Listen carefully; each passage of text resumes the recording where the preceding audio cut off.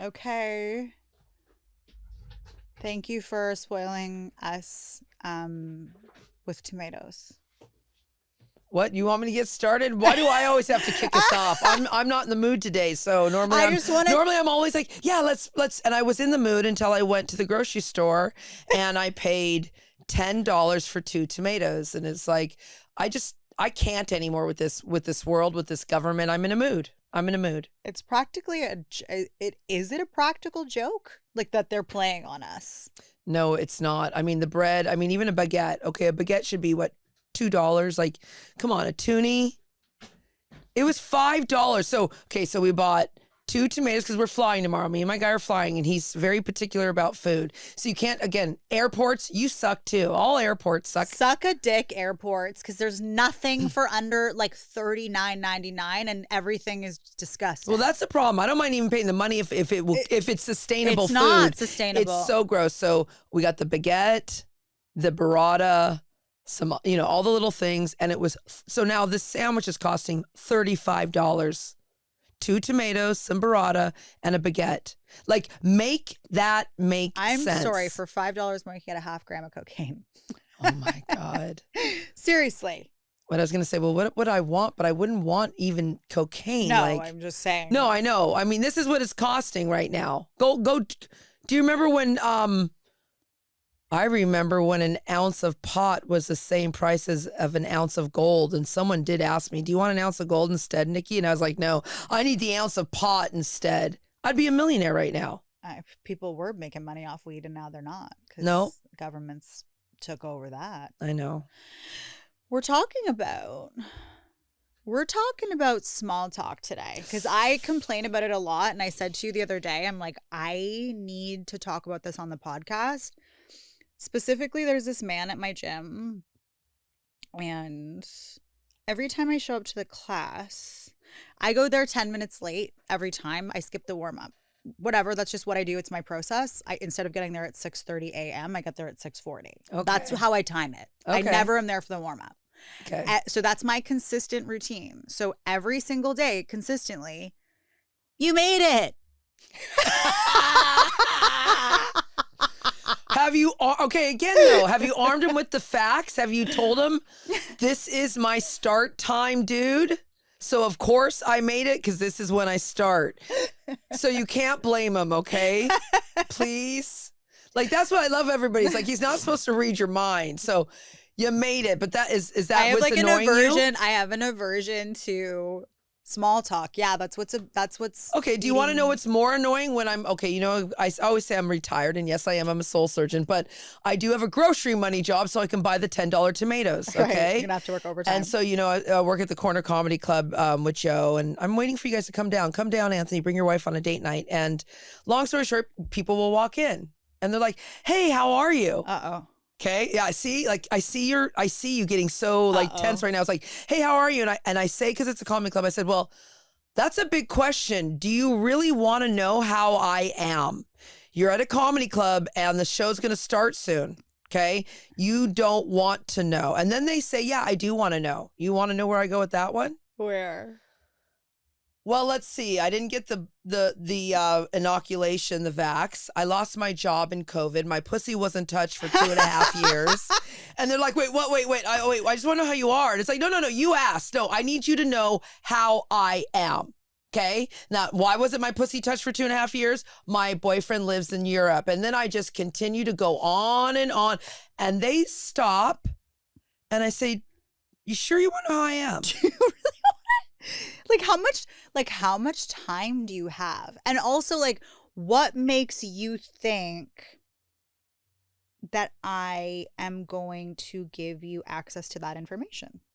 Well, because we've all been programmed. NPCs or what are they? NPCs or NCPs, whatever they are. Hold on, what are they? Non-character. They're non-character NCPs, non-character players. So they have been programmed to say hi. Okay, another example. We need a walking podcast here so I can demonstrate live and stand up. But here it is. Okay. When I did have my corporate job at Sunnybrook Hospital, I had a boss, and he would come in the morning, and he always like the Truman Show, good morning, good afternoon, and good night, right? One of these guys, okay? And he'd always be like, good morning, Nicole.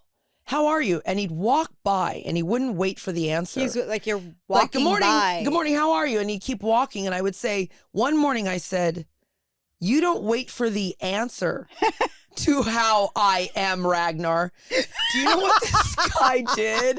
You want to know what Ragnar did? What do you do? He pulled me into his office, fireside chat, there for an hour with coffee about how I am. And I mean, that was a very nice gesture because you schooled him. You taught him something. He never asked me again how I was. So not how are you? How are things? When people say how are things, so this is a DM. I will share them. Okay, there was something though, but so I think when we were talking about with our producer, it's like, so what do you do instead? Now, what I always do is I give a compliment. I like what you're wearing. Yes, because that's connecting on a different level. It makes them feel important. It separates it from the grain. Like, I really like your sweater is different than saying like, how are you? Yeah, like, how are you? Well, I made that mistake recently at again, I was dead asleep. We were together. We went to our friend's brother who passed away and the mother. And I was like, hi, how are you? Like, instantly it came out. She looked at me like, how do you think I am? I'm burying my son. Like, and in that moment, instantly I knew. I was so aware, but I too am an NPC at times. We're sleepy. And I was so sleepy. And I was like, you know, I love you. And I just like, hi, how are you? That's the worst thing to say at a funeral. Yeah, no kidding. I know it's like, it's that awkward thing where you go to the movies and then you give them your ticket and they're like, enjoy the movie. And you're like, you too. They're there working. Okay, this is a DM that a person sent me. And I'll tell you how I tried to handle it. This is me trying to handle it. How have you been? ? I thumbs up it. You know how you can thumbs up it? Yeah, that's why emojis. Okay, this is another part of the Hold how on, are you? Hold on. The emojis. So to the response of my thumbs up, he sends me a video of himself working out. Men, stop that Please shit. stop Ladies, stop that shit too. Just stop putting pictures of you working honestly, just out. stop. It's lame. Stop. So I hearted it. Okay, that's our way, like our generation's way of like ending the fucking conversation. Okay, that's a polite way of saying. Okay, hold on. To the heart. Anything new and exciting. Okay. Gets so Anthony. Remember, some people have no social grace. They they don't know. He goes. Jess. Then I say, lots! ! That means leave me alone in code, men. So then he responds with a blue heart. Oh no, he did not. And after that, I said, forgive me. I'm not a big small talk fan, especially not on text. And then he said, okay, LOL. And then I hate LOL. Stop on that one right now. Anybody, ladies, if a guy sends you an LOL, that is a big block. So then I said, that's a big block. So then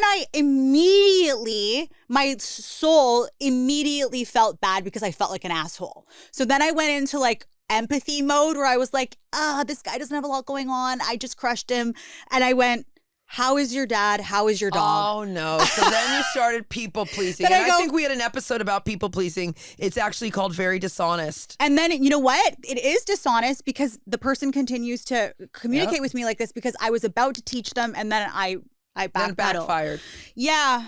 So rather than be your authentic self. So what else do I do when people ask me, hey, Nikki, how are you? I'm like, do you really care? Do you have the capacity? No. Do you really even fucking care how I am? I like to get that way too, because the truth is you don't care how I am.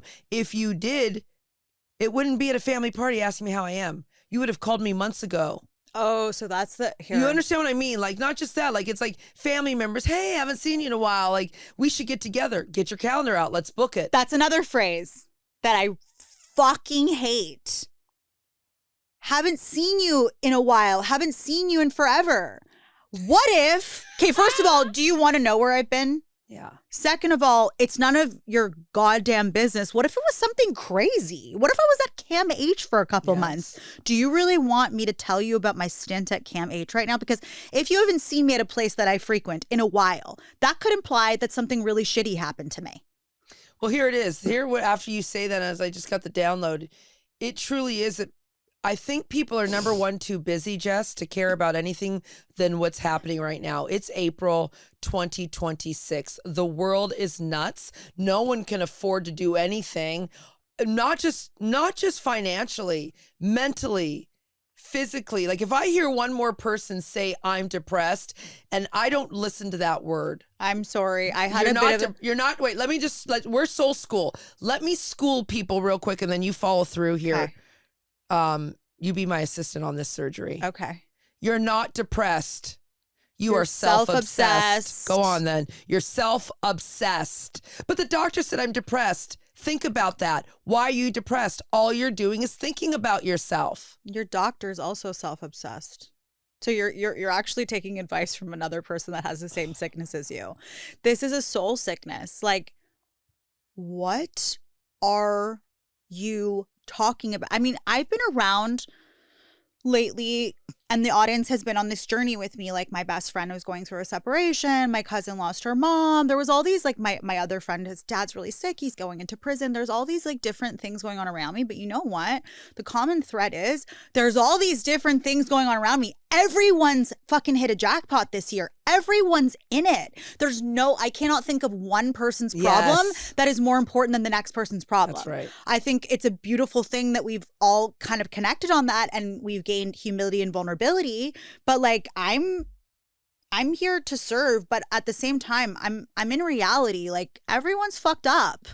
Everyone is. So I think we really need to remember that too. So back to making time for each other, because you're not depressed, you're self-obsessed. So how do you get out of self-obsession?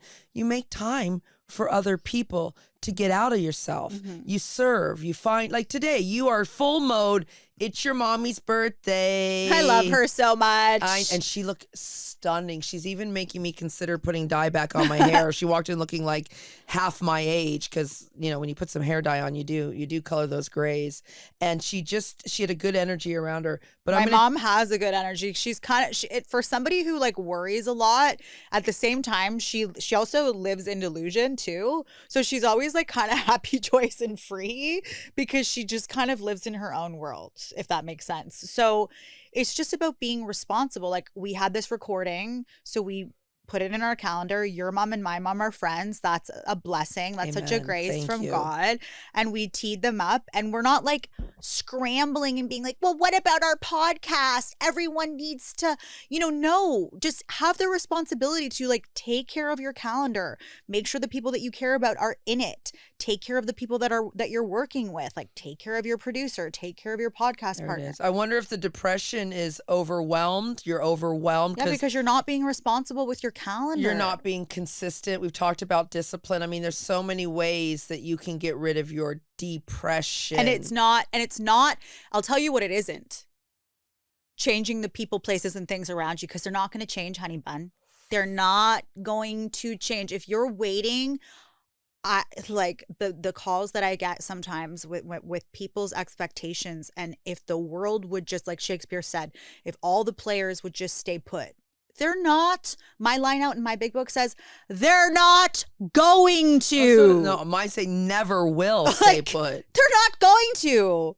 If I could just meet someone, if I could just get this commission, if I could just this, it's not happening. Well, okay, that goes back to the small talk. Like, stop small talking. Get deep with people. Stop circle jerking people. Oh my, that's it. It's like, I don't want to leave with all your negative jism on me. I want positive vibration. If I have to hear like one person complain about the weather again, I'm gonna shoot them, literally. You know what? I have to be honest. I have never done that. But I did it this year. It was the longest winter. Because it's a disease that like is contagious. That's why. That's why everyone's complaining. So then I started doing it too. Yeah, and like our mood. This is maybe not a popular opinion, but I really believe that our mood is our decision. Like I am making a decision to be in a bad mood. Is. Like I'm happy and I've had a great day with my mom so far, but like I've also had terrible times with my mom where she said nothing and did nothing and it was my decision to be a fucking bitch that day. And like I can see the difference in action. I can watch myself and be like, oh, okay, so you decided to be a bitch. You decided to be annoyed with her. And that's not fair to people. So it's like my mood is entirely, somebody wanted to come to my home group last night and he showed up in a bad mood. That's all I can say. They're like, he's joining me at my group.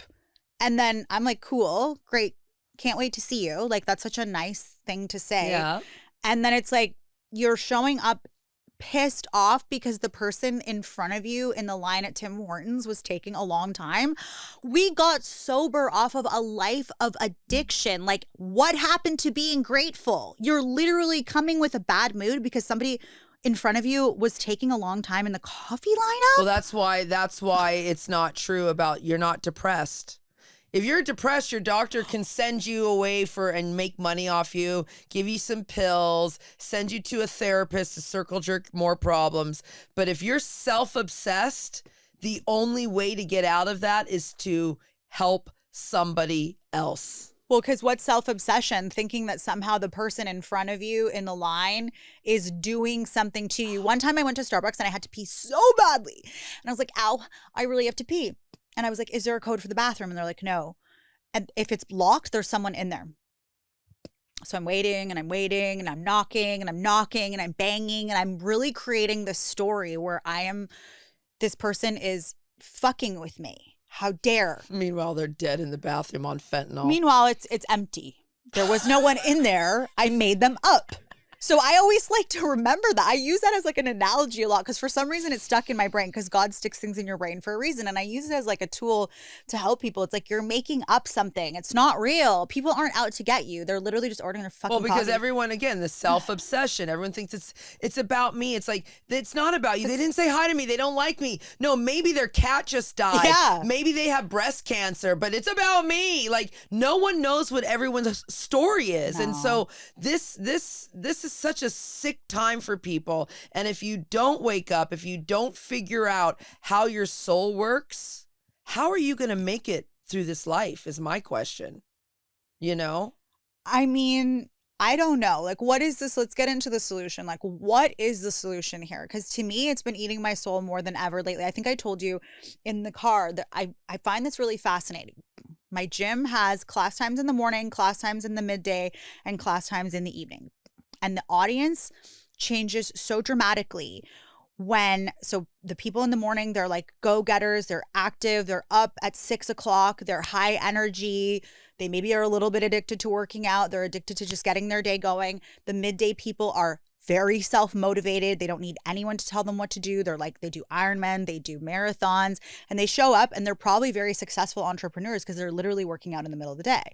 And then the after-work crowd is like these zombies, these do-gooders, like these followers, like the small talk that we're talking about. And it's just, I've never felt so separated until once I started spiritually waking up, I feel so separated. Okay, so here it is. And that's what it is. A lot of people are not going to wake up. And everybody out there, it's not your job to wake anybody up.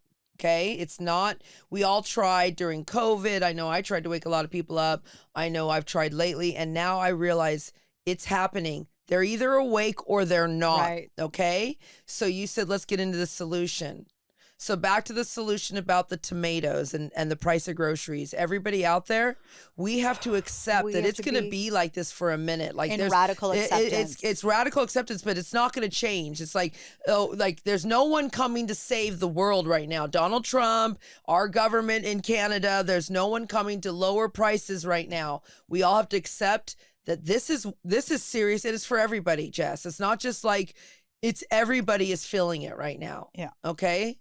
So that's number one, radical acceptance about the price, about someone's death, about he doesn't love you anymore. Right. Acceptance. We're going to live in radical acceptance. Acceptance for people, places, and things. Okay. So number two, to the people who say, hi, how are you, real quick, and don't give a shit. Or the guy at the gym who goes, you made it. What are we going to do with these people? Done. Okay. This is what we're going to do, Jess. I don't know. Please help. You're going to say after to the guy at the gym, you know what, honey? I want to let you know that I'm always going to make it because my start time is 6:40, and I wanted you to know that because I know you're like, oh, am I going to come to the gym? But I see, and what is that called? They don't read minds, and he doesn't know you, and he's obviously taken an interest in you, and I would too if I saw you coming in. I'd be like, that stupid bitch is always late, and I want to know why. You know what I mean? So it's like go and arm them with the facts. So go and tell him, and I know you can do this. Say, hey, I love this that you know that you're worried about when I'm coming, but this is what's happened. Does that sound reasonable? Yeah, it does. It sounds reasonable. And then what happens out of something like that? It kind of brings you closer to the person. You're reading my mind. Yeah. I was just gonna say that gives you a better understanding. So out of everyone in the gym, sometimes the guy who eats your soul the most, once you get to know him, he could become your best friend. he'll be coming at 6:40 with you. Okay. Now, what was the other one? We had this and the small talk. Yeah. So when people are going to ask you how you are, my suggestion to people is really play with them. Ooh. Does that make sense? Like, It does. wake them up a little bit. Have a little fun around it. Have a little fun. Like, do you really want to know how I am? And sometimes it could be wonderful. Like, I'm wonderful. Do you want to know why? Yeah. You know, and or again, when people do that, explain. They don't understand, Jess. You may have to say, I'm not interested in small talk, but I am interested. Can you imagine being that radically honest? There is something like, isn't there like a thing where, I don't know if it's a movie or something where you can read what people's minds are. Oh, yes.